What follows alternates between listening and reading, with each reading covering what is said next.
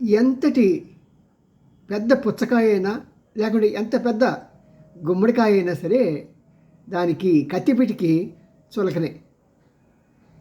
ఏమండి కత్తిపీటికి చులకన అంటారేంటి?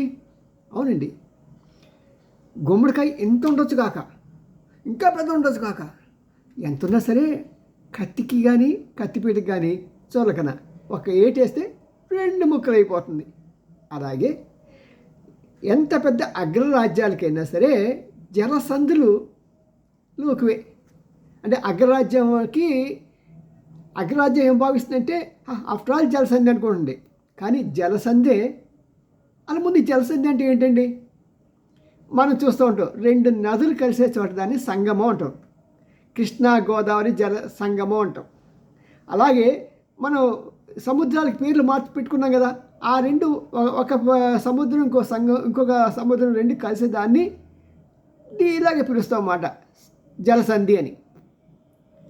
మరి ఈ జలసంధి ఏమవుతుంది? సాధారణంగా నేరో ప్లేస్ ఉంటుంది.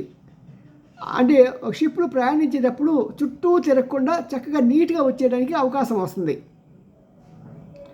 మరి అలాంటి జలసంధులు ఎంతటి ప్రభావం చూపిస్తాయో ఒక్కసారి తెలుసుకుందాం. సూర్యుడు అస్తమించని బ్రిటిష్ సామ్రాజ్యం అని విర్రవిగే ఈ London bridge is falling down, falling down, London bridge is falling down, falling down అని ఏ ముహూర్తాన్ని వాళ్ళు టీచర్స్కి రైమ్స్ నేర్పించారో కానీ నిజంగా ఆ లండన్ బ్రిడ్జ్ ఫాలో అవటమే కాదు, లండనే ఫాలో అయిపోయింది. మన పిల్లలకి అలాంటి పాఠాలు నేర్పి అప్పుడు మాకు కూడా నేర్పి మమ్మల్ని మా మనసుల్లో ఒక బానిస మనస్తత్వాన్ని నేర్పించేశారు. ఏదో దేవుడి దేవాలయం కొద్దిగా పక్కకు వచ్చి మనం ప్రశ్నించే మనస్తత్వాన్ని తీసుకున్నాం కానీ కమ్యూనిస్ట్ పార్టీల వలన కానీ, లేకుంటే అదే మనస్తత్వంలో అదే ఎల్డీసీ గుమస్తాగా జీవితాలు గడిపేసేవాళ్ళం. మరి ఇలాంటి ఈ లండన్ కూడా 2వ ప్రపంచ యుద్ధంలో చావు దెబ్బతింది. తిని ఇంకా మన మూటాముళ్ళు సర్దుకోవాల్సిన అవసరం వచ్చింది బాబాయ్ అనుకొని చైనాని వదిలేసింది, బర్మాని వదిలేసింది, మరి ఇంకా అన్ని దేశాల్లో కూడా భారతదేశాన్ని వదిలేసింది.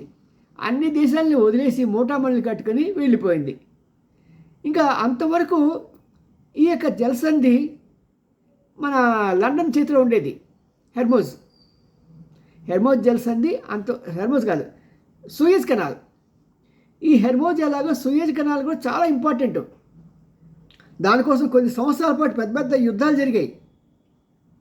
మరి ఆ సూయజ్ కెనాల్ దగ్గర ఆధిపత్యం కోల్పోయిన తర్వాత లండన్ బ్రిటిషర్స్ని కానీ బ్రిటన్ కానీ గౌరవించేవాళ్ళు, మర్యాద ఇచ్చేవాళ్ళు కానీ, పలకరించేవాళ్ళు కానీ, పేరంటానికి పిలిచేవాళ్ళు కూడా ఎవరు లేకపోయారు. పేరంటానికి పిలవటం ఏం లేదండి, ఏదైనా కొద్దిగా మధ్యవర్తిత్వం వహించవయ్యా అని చెప్పడానికి పిలుస్తారే, దాన్నే పేరంటాలుగా అంటాం మా జర్నలిస్టులు. అలా పిలిచేవాళ్ళు కూడా ఎవరు లేకపోయారు. అలాగే రోజుకు దిగజారిపోతూ ఆఖరికి మరి అదే సమయంలో ఏమైందంటే అమెరికా తనకి ఆధిపత్య ధోరణి పెంచుకుంది. ఎందుకంటే దాని దగ్గర అణుబాంబులు రావటం, ఆ అణుబాంబులతో జపాన్ని లొంగ తీసుకోవటం.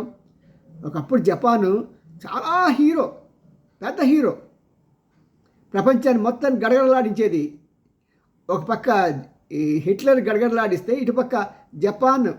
మీకు తెలుసా ఈ విషయం? జపాను చైనాని కంట్రోల్ చేసిందండి, నమ్మగలరా? ఎస్. మరి చైనాని చాలా దేశాలు అటుపక్క ఉన్న చాలా దేశాలన్నింటినీ కూడా తన గుప్పిట్లో పెట్టుకొని బెదిరించేసేది. అఫ్కోర్స్ అమెరికా వేసిన ఆ బాంబుల ద్వారా నిర్వీర్యం అయిపోయి వాళ్ళు భయకంపితులై ఎలాగే సరే మళ్ళీ మన దేశాన్ని పునర్నిర్మించుకోవాలి అనే దాంట్లో ఉండిపోయి ఈ పక్కకు వచ్చేసింది. అలాగా ఈ సూయజ్ కెనాల్ అప్పుడు తన ఆధిపత్యాన్ని సూయజ్ కెనాల్ మీద వదిలేసుకుంది లండన్. దాన్ని కైవసం చేసుకొని మెల్లిగా ఈ పెట్రోల్ అప్పుడే అదే టైంలో ఏమైందంటే ఈ గల్ఫ్ దేశాల్లో పెట్రోల్ ఉత్పత్తులు స్టార్ట్ అయ్యాయి. వాటన్నిటికీ కూడా ఏం చేశారంటే వాటి మీద ఆధిపత్యం వహించారు అమెరికా వాళ్ళు. మీరు కనుక ఎవరైనా సరే అమ్మాలంటే, మీ పెట్రోల్ అమ్మాలంటే మా యొక్క డాలర్ని లోనే మేము ఇది జరగాలి, ట్రాన్సాక్షన్స్ జరగాలి, ఇంకో దాంట్లో జరగడానికి వీలు లేదు. ఎవరైనా సరే అమ్మేటప్పుడు కానీ కొనేటప్పుడు కానీ అమెరికా దగ్గరికి వెళ్ళి డాలర్ కొనుక్కొని రా అని చెప్పన్నారు.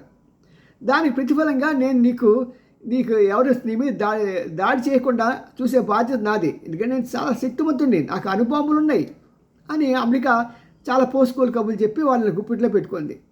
దానివల్ల ఏమైందంటే ఈ డాలర్ అంతవరకు డాలర్గా ఉన్న డాలర్ ఏమైందంటే పెట్రోల్ డాలర్ అయిపోయింది.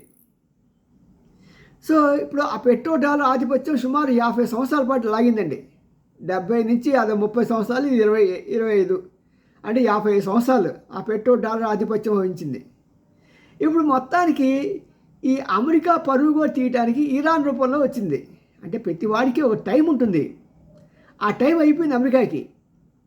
సో అమెరికాకి ఇప్పుడు ఎంత షేమ్ మిగిలిందంటే ఎవరికి చూడకుండా ఉంటే ఈ ఇరాన్లో ఎవరుంటారో, ఎవరు ప్రాతినిధ్యం వహిస్తారో వాళ్ళు కాళ్ళు పట్టుకునేసే ఈ యుద్ధం నుంచి బయటకు వచ్చేయాలరా బాబు అన్నాడు ట్రంప్. అలాంటి వాడు దొరకట్లేదు, ఎలా చేయాలని చెప్పి కింద మీద పడిపోతున్నాడు. కానీ రోజుకు అబద్ధం, రోజుకో ఫోజ్ మాస్టర్ కదా. మరి అలాంటి ఇది తన ఆధిపత్యం ఇక్కడితో కోల్పోయాడు. అతన్ని నమ్మే పరిస్థితి లేదు, అతనికి ఊరి నిండా శత్రువులే. కనీసం తన ఎరతోలు ఉన్న వాళ్ళు ఉన్నారు కదా, France, England, Anglo Saxon community అంటారు, ఈ ఆంగ్లో సాక్సన్ కమ్యూనిటీ కూడా ఎవరు ఈ ముఖం చూడట్ల. ఎందుకంటే అందరినీ గాలి తీసేస్తాడు. ఆఖరి పాప ఫ్రాన్స్ పిఎంను కూడా అతను చూడండి, అతను బుగ్గ ఎంత వాచిందో నాకు తెలుసు, వాళ్ళ ఆవిడ నిన్న బెడ్రూమ్లో చెప్పు తీసుకుంటుందని. ఇలాంటి మాటలు అనాల్సిందా ఆ స్థాయి తగ్గ వ్యక్తి? అలాగే అందరితో గొడవ పెట్టుకుని ఎవడు ఈ ముఖం చూడటానికి కూడా, నా ఉద్దేశం ప్రకారం రేపు చనిపోతే మోయడానికి నలుగురు ఉండరు ఆయనకి అనకూడదు కానీ చెప్తున్నమాట. అలా చేసుకొని తన ఆధిపత్యాన్ని కోల్పోయాడు, తన పరువును కోల్పోయారు.